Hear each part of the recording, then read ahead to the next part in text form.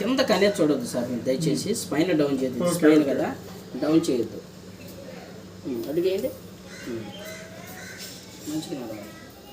మీరు భయపడద్దు అసలు, మేము ఇద్దరు మనుషులు ఉన్నారు, మీకు ఆ భయం ఏమవుతుంది. మీరు చక్కగా నడవటం కావాలి. మీ మనసులో మొత్తం కూడా ఏంటంటే నేను నడవాలి అనే కాన్సెప్ట్ మీద మీరు ఉండాలి. అదే ఊహించుకోవాలి, నడవాలి. ఏంటి అడిగి చిన్నగా వేయడం, మంచిగా నడవాలి. వంగిపోవద్దు, స్ట్రైట్గా నడవాలి.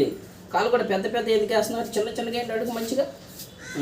ఓకే, అది స్ట్రైట్గా నుంచోవాలి, ఫోల్డ్ అవ్వకూడదు. నడవండి, నడవాలి. దీని కోఆపరేషన్ ఎక్కువ ఉంటేనే తొందరగా వస్తుంది. తిరగండి, అట్లా కాదు, కాలు లేపి తిరగాలి.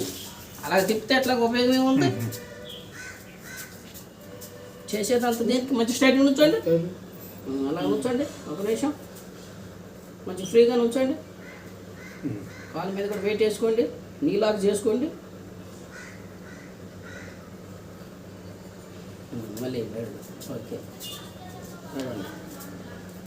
బెండ్ కాకుండా స్ట్రైట్గా చిన్నగా వేస్తే బెండ్ మీదనే తీసేస్తాను.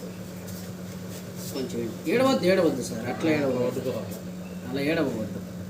2 అడుగులు వేయటం, 1 అడుగు వేయటం, మంచి స్ట్రైట్గా నుంచోటం, అది అలవాటు చేసుకోవాలి మీరు. అది నడు జాగ్రత్త, ఎక్కడా తగిలించుకోవద్దు, ఎందుకంటే పుండు పడితే ఇబ్బంది మీకు.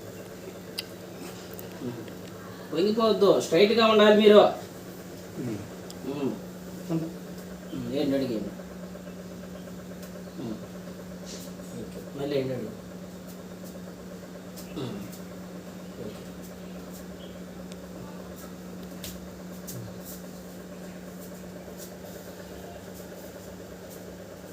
ఎందుకు భయపడుతున్నారు? మీరు స్ట్రైట్గా ఉండండి, వెనక్కి అడిగేయండి. మీరు వెనక్కి వేసుకోండి, అడుగు వెనక్కి, కాలు స్ట్రైట్గా పెట్టారు, స్ట్రైట్గా పెట్టి వెనక్కి వేయండి, అడుగు మంచం దగ్గరికి, బ్యాక్. అది కూర్చోండి స్లోగా. ఓకే, ఈ చేతులు ఇట్లా వెనక పెట్టుకోండి.